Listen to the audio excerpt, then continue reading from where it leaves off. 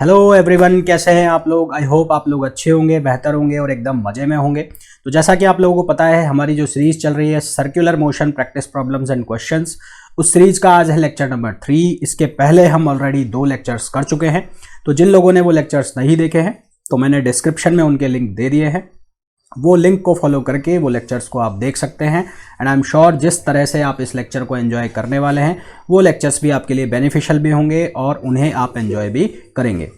तो वीडियो को स्टार्ट करें उसके पहले प्लीज़ चैनल को सब्सक्राइब करें, वीडियो को लाइक करें और शेयर करें ताकि और भी लोगों के लिए ये चैनल जो है वो बेनिफिशियल हो सके, जिस तरह से आप लोगों के लिए चैनल बेनिफिशियल हो रहा है। तो चलिए स्टार्ट करते हैं आज का लेक्चर। तो देखो भाई, इस क्वेश्चन में हमें बोला है कि two particles of equal mass are connected to a rope A B. ठीक है, 2 पार्टिकल हैं जिनके मास इक्वल हैं और वो एक रोप ए बी से कनेक्टेड हैं, और जिसका रोप है, रोप का मास नेग्लिजिबल है। ठीक है, और वो इस तरह से कनेक्टेड है such that one is at end A, एक एंड ए पर है और दूसरा एंड बी पर है, और वो इस तरह से डिवाइड हुए हैं कि जो रोप है उसकी जो लेंथ का रेशो है वो 1:2 है। कहाँ से? बी से। ठीक है, और रोप को रोटेट कराया जाता है कहाँ से? बी एंड के अबाउट हॉरिजेंटल प्लेन में। तो हमें जो रेशो है टेंशन्स की वो बतानी है। तो सबसे पहले तो मैं इसका डायग्राम बना लूँ जिससे कि मेरे को सीन समझ में आ जाए, ये क्वेश्चन समझ में आ जाए एक्चुअल में है क्या। तो एक रस्सी है ए बी। ठीक है, तो ये ए बी रस्सी हो गई, ये एंड ए हो गया, ये एंड बी हो गया।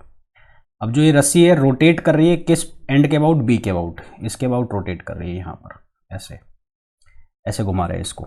ठीक है, फिर कहा है कि such that one is at end A, तो एक पार्टिकल है यहाँ पर, and other dividing the length of rope in the ratio 1:2 from the B.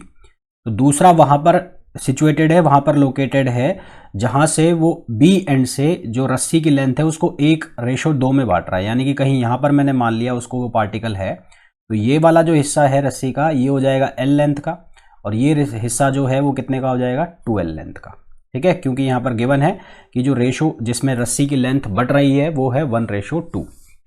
अब ये जो रस्सी है ये घूम रही है किस एंड के अबाउट? बी के अबाउट हॉरिजेंटल प्लेन में, यानी कि इस तरह से ये घूम रही है। कैसे? ऐसे ऐसे ऐसे घूम रही है। तो ये सारा एंड ये ऐसे सर्किल बन रहा होगा एक बड़ा यहाँ पर ऐसे, और सेम यहाँ पर एक छोटा सर्किल बन रहा होगा ऐसे। ठीक है, इस तरह से घूम रही है। तो हमें रेशो बतानी है टेंशन की in the smaller part two the other. तो स्मॉलर पार्ट से दूसरे पार्ट में टेंशन बतानी है। तो मान लेते हैं जो स्मॉलर पार्ट यानी कि जिसकी लेंथ L है उसमें जो टेंशन है वो है T2, और टेंशन ये T2 हो गई।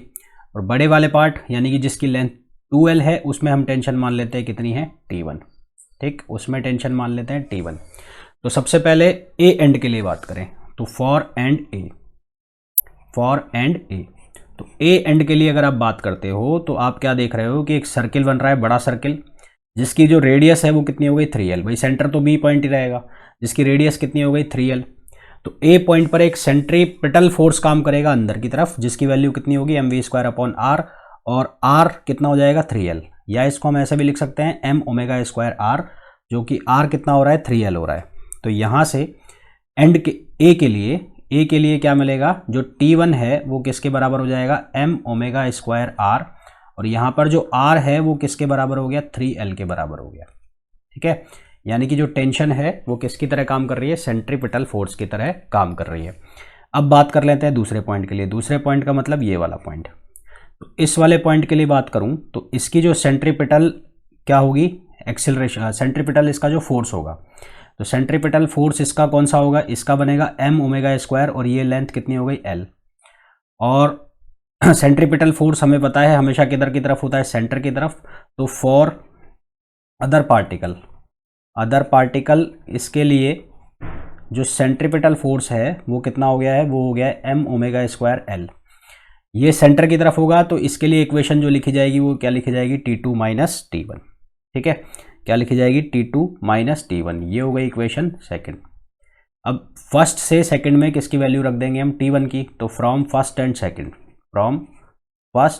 एंड सेकंड, तो फर्स्ट एंड सेकंड से क्या मिल रहा है, T2। T1 की वैल्यू कितनी है, m ओमेगा स्क्वायर 3l, ये 3l आ गया, और किसके बराबर, m ओमेगा स्क्वायर l। तो यहाँ से T2 की वैल्यू कितनी हो जाएगी, T2 की वैल्यू हो जाएगी 4m ओमेगा स्क्वायर l। हमें रेशो किसका बताना है, हमें रेशो बताना है T2 बाई T1 का। तो T2 कितना है, 4m ओमेगा स्क्वायर l, और जो T1 है, T1 वो कितना है, 3m ओमेगा स्क्वायर l। तो ये कट गया, तो कितना बन के आएगा ये, 4/3। तो हमारे पास जो रेशो ऑफ टेंशन आ गया वो कितना आ गया, 4/3। ठीक है, तो होपफुली ये जो क्वेश्चन है आप लोगों को समझ में आया होगा। इन केस कोई डाउट है, कहीं पे कोई कंफ्यूजन है, तो प्लीज़ कमेंट बॉक्स में लिख के भेजिए।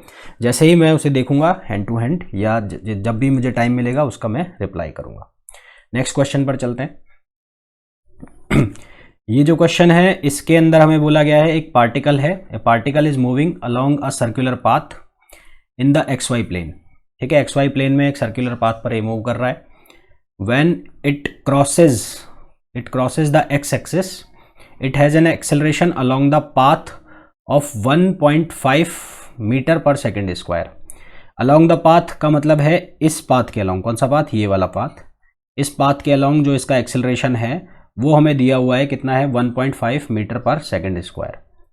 तो ये जो पाथ के अलोंग एक्सेलरेशन होगा, ये कौन सा एक्सेलरेशन होगा, टेंजेंशियल एक्सेलरेशन। इसका मतलब ये जो वैल्यू है ये किस एक्सेलरेशन की दी है, टेंजेंशियल एक्सेलरेशन। और ये कौन सी डायरेक्शन में है, नेगेटिव वाई डायरेक्शन में है। एंड उसके बाद क्या लिखा हुआ है, is moving with a speed of 10 metre per second in the negative y direction. और इसकी जो स्पीड है नेगेटिव वाई डायरेक्शन में कितनी है, 10 मीटर पर सेकेंड। तो टोटल एक्सेलरेशन हमें पार्टिकल का बताना है। तो कोई पार्टिकल सर्किल पे मूव कर रहा है तो उसके पास दो एक्सेलरेशन होंगे, कौन कौन से होंगे, एक होगा नॉर्मल एक्सेलरेशन और एक होगा टेंजेंशियल एक्सेलरेशन। तो अकॉर्डिंग टू द क्वेश्चन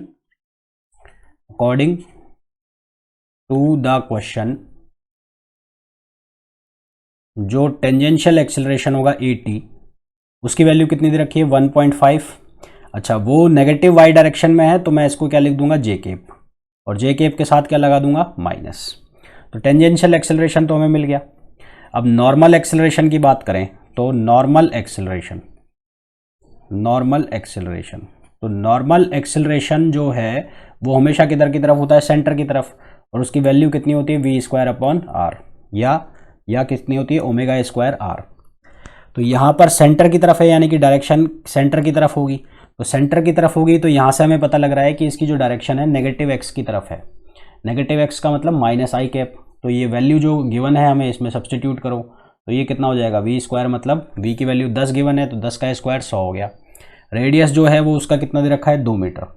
तो 2 मीटर से इसको डिवाइड कर दिया तो यहाँ आ गया है 50 मीटर पर सेकेंड स्क्वायर। और इसकी अगर वैल्यू लिखी जाए वेक्टर में तो ये कितना आएगा, -50 और ये i कैप। तो जो नेट एक्सेलरेशन हो गया, नेट एक्सेलरेशन वो किसके बराबर होगा, वो होगा an प्लस AT। तो an तो कितना हो गया, वो हो गया -50 i कैप, और AT कितना हो गया, -1.5 j कैप। तो ये क्या हो गया, इस पार्टिकल पर लगने वाले एक्सेलरेशन की वैल्यू हो गई। ठीक है, और यूनिट क्या रहेगी, metre per second square. Next question पर चलते हैं।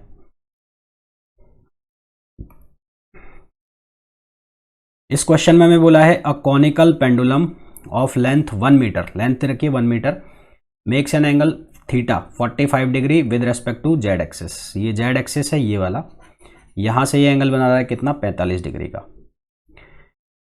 और and moves in a circle in XY plane, XY plane में सर्किल बना हुआ है। The radius of the circle, circle की जो रेडियस है वो 0.4 मीटर है। And its centre is vertically below the O, centre इस O पॉइंट के नीचे है, यानी कि यहाँ है, यहाँ ये। The speed of the pendulum in its circular path. तो देखो भाई इसको कैसे सॉल्व करेंगे। सबसे पहले तो ये स्ट्रिंग से बंधा हुआ है, यानी कि रस्सी से, तो यहाँ पर इसमें टेंशन होगी ऐसे। तो इस लाइन के पैरेलल वर्टिकल लाइन मार दो ऐसे, तो ये ऑल्टरनेट एंगल हो गए। तो ये एंगल थीटा, तो ये भी कितना होगा, ये भी थीटा होगा। तो इस टी का कंपोनेंट इस लाइन के अलोंग कर लेंगे, इसके अलोंग, तो कितना आ जाएगा, टी कॉस थीटा, है ना। और इसके अलोंग कर लोगे तो कितना आ जाएगा, टी साइन थीटा। कितने कितने आ जाएंगे, टी कॉस थीटा और टी साइन थीटा। अब जो टी साइन थीटा है वो किसके बराबर हो जाएगा, वो सेंट्रीपिटल फोर्स के बराबर हो जाएगा, जिसकी वजह से जो कॉनिकल पेंडुलम है वो क्या बना रहा होगा, हॉरिजेंटल सर्किल। और टी कॉस थीटा जो है वो किसके बराबर होगा, उसके वेट के बराबर। ठीक है, तो टी कॉस थीटा जो है वो तो बराबर हो जाएगा किसके, एम जी के। यहाँ तो आ जाएगा एम जी, इसको लिखा मैंने इक्वेशन फर्स्ट। और टी साइन थीटा जो है वो किसके बराबर आ जाएगा, M V square upon R के। तो इक्वेशन सेकंड को फर्स्ट से डिवाइड कर दो, तो सेकंड को डिवाइड कर दिया फर्स्ट से, तो ये क्या बनेगा, T sine theta upon T cos theta, और ये हो जाएगा V square upon R G. तो हमें क्या मिल रहा है, हमें मिल रहा है टेन थीटा। टेन थीटा की वैल्यू कितनी हो गई, V square upon R G. अब गिवन है, क्या गिवन है कि जो थीटा है उसकी वैल्यू कितनी है, 45 डिग्री। तो टेन 45 की जो वैल्यू है वो कितनी हो गई, 1।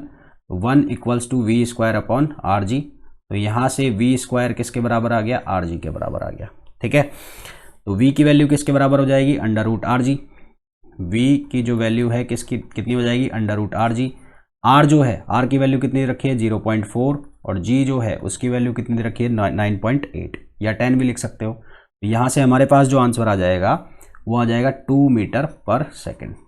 ठीक है, कितना आंसर आ जाएगा, 2 metre per second. Next question पर चलते हैं।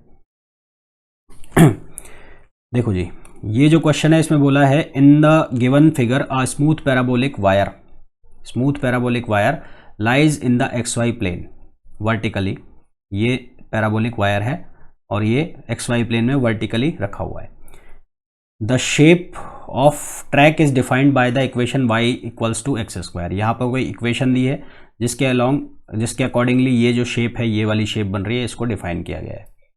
A ring of mass m which can slide freely on the wire track is placed at the position A11। ये कोई पोजीशन है जिस पर ये स्ट्रिंग को, ये रिंग को क्या किया गया है, प्लेस किया गया है यहाँ पर ऐसे। The track is rotated with constant angular speed omega such that it has not relative slipping between the ring and the tracks। Track और जो रिंग है उसके बीच में कोई भी रिलेटिव मोशन नहीं है। तो वैल्यू ऑफ ओमेगा हमें बताना है।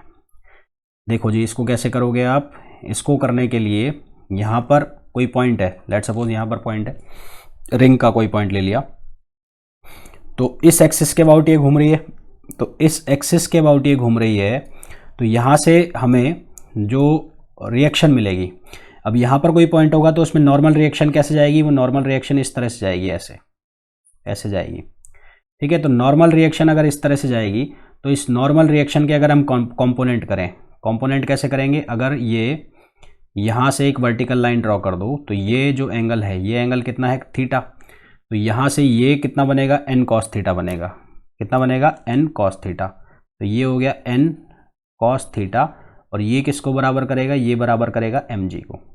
इसी तरह से इसका जो ये कौन सा कंपोनेंट बनेगा, ये तो हो गया इसका हॉरिजेंटल, और एक बनेगा इसका कौन सा कंपोनेंट, हॉरिजेंटल कंपोनेंट, ये तो हो गया एन कॉस थीटा, और एक आएगा ये वाला कंपोनेंट, ये क्या होगा, एन साइन थीटा।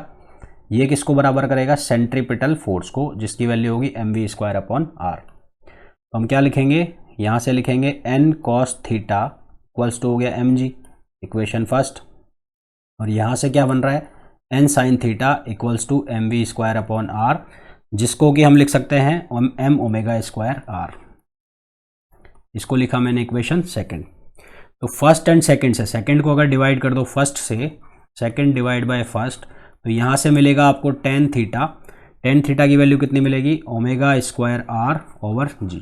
ठीक है, इसको लिख दिया मैंने इक्वेशन नंबर 3। अब हमें क्वेश्चन में जो इक्वेशन है इस वायर के लिए वो दी है y equals to X square. तो इसको हम डिफ्रेंशिएट कर दें x के रेस्पेक्ट में, तो ये बनेगा D Y upon D X equals to 2x। हमें पता है कि D Y upon D X को हम क्या कहते हैं, स्लोप, और स्लोप को हम लिखते हैं टेन थीटा से। ठीक है, टेन थीटा से लिखते हैं। और जो पॉइंट दिया हुआ है हमें ए पॉइंट दिया हुआ है, उसके कोऑर्डिनेट्स हैं 1,1, यानी कि x की वैल्यू कितनी है 1। तो x की जब वैल्यू 1 है तो टेन थीटा की वैल्यू कितनी हो गई, 2 हो गई। टेन थीटा की वैल्यू कितनी हो गई, 2 हो गई। तो यहाँ से हमारे पास टेन थीटा की वैल्यू आ गई। अब इस टेन थीटा की वैल्यू को कहाँ रख देंगे, 3 में, तो ये क्या बनेगा, ये 2 हो गई 2। तो इस टेन थीटा की वैल्यू को हम कहाँ रख देंगे, इक्वेशन 3 में, तो क्या बनेगा 2 equals to omega square r upon g. तो यहाँ से आर जो है, आर जो सर्किल की रेडियस है वो कितनी दे रखी है, 1 मीटर की।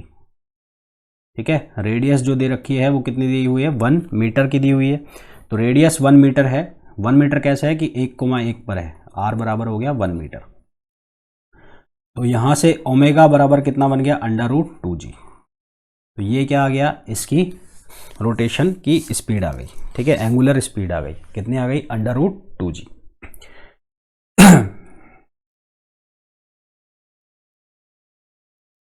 ये जो क्वेश्चन है इसमें हमें बोला है an aircraft executes a horizontal loop with a speed of 150 metre per second with its wings banged at angle of 12 degree, the radius of the loop is। ठीक है, तो ये क्वेश्चन के अंदर हमें बोला है कि एक एयरक्राफ्ट है, यानी कि कोई प्लेन है जो एक हॉरिजेंटल लूप बना रहा है। हॉरिजेंटल लूप बनाने का मतलब है एक हॉरिजेंटल सर्किल बना रहा है। तो वो हॉरिजेंटल सर्किल यदि बना रहा है और उसकी जो स्पीड दे रखी है वो कितनी दे रखी है, 150 मीटर पर सेकेंड, और जो इसके विंग्स हैं, विंग्स मतलब इसके जो पंख हैं वो 12 डिग्री एंगल पर क्या हैं, उठे हुए हैं। कितने एंगल पर, 12 डिग्री एंगल पर। तो रेडियस ऑफ लूप हमें बतानी है कितनी होगी। तो ये क्वेश्चन कैसे होगा, ये इस तरह से क्वेश्चन है। ये हॉरिजेंटल लूप बन रहा है और यहाँ पर एरोप्लेन है, ये हॉरिजेंटल लूप बन रहा है, तो सेंट्रीपिटल एक्सेलरेशन रहेगा अंदर की तरफ, ये कितना रहेगा, mv²/r रहेगा। ठीक है, mv² क्या रहेगा, r रहेगा। ठीक, तो इसको ऐसे समझो जैसे कि हम एक इंक्लाइंड प्लेन चला रहे हैं, ये इंक्लाइंड प्लेन पर है, क्योंकि एंगल दिया हुआ है कितने डिग्री का, 12 डिग्री का। ये 12 डिग्री का एंगल हो गया, ये मास हो गया इसका m, तो m चला गया किधर की तरफ, नीचे की तरफ। ठीक है, अच्छा जी, उसके बाद ये हॉरिजेंटल सर्किल बन रहा है। हॉरिजेंटल सर्किल बनने का मतलब है सर्किल ऐसा बन रहा है, ये इस तरह का सर्किल बन रहा है। ठीक है, तो सेंट्रीपिटल फोर्स लग रहा है ऐसे, mv²/r, mv²/r। तो अब क्या करोगे, ये नॉर्मल रिएक्शन जाएगी यहाँ से ऐसे, तो ये नॉर्मल रिएक्शन चली गई। नॉर्मल रिएक्शन चली गई तो नॉर्मल रिएक्शन के हम क्या करेंगे, कंपोनेंट करेंगे। क्या करेंगे, नॉर्मल रिएक्शन के कंपोनेंट। तो यहाँ से लाइन ऐसे खींची मैंने, ड्रॉ करी वर्टिकल, तो ये एंगल हो गया थीटा। तो ये जो है ये कितना हो जाएगा, n cos थीटा, और ये जो है ये कितना हो जाएगा, n sin थीटा। तो मेरे को यहाँ से दिख रहा है कि जो n sin थीटा है वो किसके बराबर, mv²/r के बराबर। इसको लिखा मैंने इक्वेशन 1। और n cos थीटा जो है वो किसके बराबर, mg के बराबर। इसको लिखा इक्वेशन 2। तो 1 को मैंने डिवाइड कर दिया सेकंड से, तो मेरे को क्या दिख रहा है कि tan थीटा जो है वो किसके बराबर हो गया, v²/rg के। हमें वैल्यू दी है थीटा की, तो tan 12 degree equals to v की वैल्यू हमें गिवन है कितनी है, 150, तो इसको लिख दिया 150² r, और g की वैल्यू ले ली मैंने 10। तो इसको जब आप सॉल्व करोगे तो इसको सॉल्व करने के बाद आपके पास जो वैल्यू आएगी रेडियस की वो आएगी 10.6 किलोमीटर। ठीक है, कितनी वैल्यू आएगी, 10.6 किलोमीटर। मेनली इस क्वेश्चन में जो समझने की चीज़ थी वो क्या समझना था कि इसका जो डायग्राम आप बनाओगे वो किस तरह से बनाओगे। नेक्स्ट क्वेश्चन लेते हैं। ये जो क्वेश्चन है इसमें बोला है a particle tied to a string describe a vertical circular motion of radius r continuously. तो एक पार्टिकल को एक बांधा गया है और वो वर्टिकल सर्कुलर मोशन कर रहा है, इस तरह से सर्किल बना रहा है वर्टिकल। ठीक है, ये मान लो पार्टिकल है। It has a velocity √3gr at the highest point. यहाँ पर जो इसकी वेलोसिटी है v वो कितनी है, √3gr। Then the ratio of the respective tension in the string holding its highest and lowest point. तो हाईएस्ट और लोएस्ट पॉइंट पर यदि स्ट्रिंग है तो हमें इसकी टेंशन बतानी है। तो सबसे पहले अगर हाईएस्ट पॉइंट पर टेंशन की बात करें तो उसके हमें फॉर्मूला पता होना चाहिए। तो एट हाईएस्ट पॉइंट पर वर्टिकल सर्किल के अंदर जो टेंशन होती है उसका फॉर्मूला क्या होता है, mv²/r माइनस mg। अब हाईएस्ट पॉइंट पर वेलोसिटी हमें दे रखी है, कितनी दे रखी है, √3gr। तो ये वैल्यू अगर हम रख दें तो mv² की जगह कितना रख दें, 3gr/r माइनस mg। तो ये बन जाएगा 3mg माइनस mg, ये बनेगा 2mg। ये कहाँ पर आ गई, टॉप पर आ गई। अब लोएस्ट पॉइंट पर यदि टेंशन निकालें तो टेंशन एट लोएस्ट पॉइंट, तो लोएस्ट पॉइंट पर यदि टेंशन निकालोगे टी बॉटम, तो टी बॉटम पे जो टेंशन होती है उसका फॉर्मूला mv²/r प्लस mg, ठीक है, mv²/r प्लस mg। तो यहाँ पर आप निकालोगे तो लोएस्ट पॉइंट पर हमारे पास जो v है, v की वैल्यू कितनी लिखेंगे यहाँ पर हमें वेलोसिटी चाहिएगी, तो यहाँ पर वेलोसिटी कैसे निकालेंगे, mv²/r प्लस mg। अब सवाल ये है कि v² की वैल्यू कैसे निकाल जाए लोएस्ट पॉइंट पर, यानी कि यहाँ पर।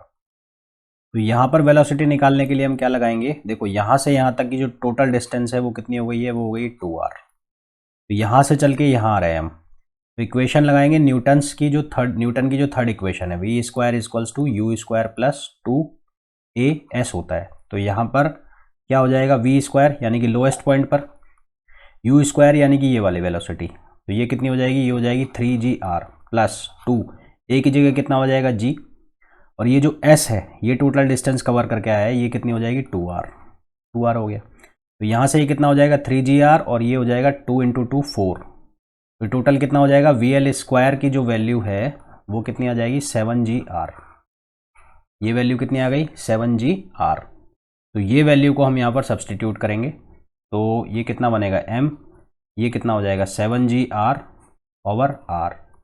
प्लस mg, तो ये कट गया यहाँ से, तो ये कितना हो गया 7mg प्लस mg, तो ये हो गया 8mg। हमें पूछा क्या है, हमें पूछा है हाईएस्ट एंड लोएस्ट पॉइंट, यानी कि T tension eight top point upon tension at bottom point. Top point पर कितना है 2mg और बॉटम पॉइंट पर कितना है 8mg, तो इसको सॉल्व करेंगे तो ये कितना आ जाएगा 1/4। तो यहाँ पर जो हमारी टेंशन का जो रेशो है वो कितना आ जाएगा 1/4। क्वेश्चन में मेन कॉन्सेप्ट क्या था, एक तो आपको ये फॉर्मूले याद रखने थे किसके, टॉप पर और बॉटम पर टेंशन के, दूसरा ये जो लोएस्ट पॉइंट पर हमने वेलोसिटी किस तरह से फाइंड आउट किया, ये फॉर्मूला लगा के, ये आपको मेन तरीका इसमें पता होना चाहिए था इस क्वेश्चन को सॉल्व करने के लिए। ठीक है, नेक्स्ट क्वेश्चन लेते हैं।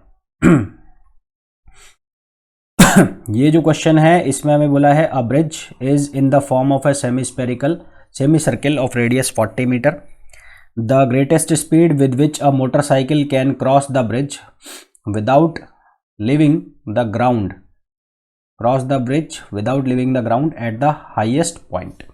ठीक है, तो ये क्वेश्चन कैसे होगा, ये क्वेश्चन हो जाएगा सीधा हमारे पास फॉर्मूला लग जाएगा V = RG। तो हाईएस्ट पॉइंट है, सेमी सर्कुलर ब्रिज है, सेमी सर्कल की तरह ब्रिज है, यानी कि इस तरह से मान लो ब्रिज है ऐसे, और हाईएस्ट पॉइंट पर मोटरसाइकिल है। हाईएस्ट पॉइंट का मतलब यहाँ पर अगर मोटरसाइकिल है ये यहाँ पर, तो यहाँ पर कैसे निकालेंगे, ये इसका वेट हो गया mg नीचे की तरफ, जो कि किसको बराबर करेगा mv²/r को, यही लग रहा है यहाँ पर। बोला क्या है कि the greatest speed with which a motorcycle can cross the bridge without leaving the ground, यानी कि ग्राउंड को छोड़े हुए इसको क्रॉस कर सके। तो हमारे पास ये इक्वेशन बन रही है यहाँ से, तो ये इक्वेशन बन रही है, तो mg = कितना हो गया mv²/r, m से m कैंसिल हो गया, तो v² कितना हो गया v² = rg, तो यहाँ से v बराबर कितना बना √rg, और हमें वैल्यू दी हुई है, r की वैल्यू कितनी है 40 मीटर, तो 40 हो गया, और g को हम ले लेते हैं 10, तो हमारे पास वेलोसिटी आ जाती है कितनी 20 मीटर पर सेकंड। ठीक है, तो होपफुली ये जितने भी हमने क्वेश्चंस किए हैं आप लोगों को समझ में आए होंगे। इन केस आपको कोई डाउट है, किसी भी तरह की कोई प्रॉब्लम है, तो कमेंट बॉक्स में लिख के भेजिए। जैसे ही मैं आपके कमेंट्स को देखूंगा, आपकी क्वेरीज को देखूंगा, मैं उनका रिप्लाई करने की पूरी कोशिश करूंगा। यदि आपको हमारा चैनल पसंद आ रहा है, यदि हमारे चैनल का कंटेंट आपको अच्छा लग रहा है, तो प्लीज़ चैनल को सब्सक्राइब कीजिए, वीडियो को ज़्यादा से ज़्यादा शेयर कीजिए, जिससे और लोगों को भी इसका बेनिफिट मिल सके। नेक्स्ट सेशन में, till then thank you, bye bye.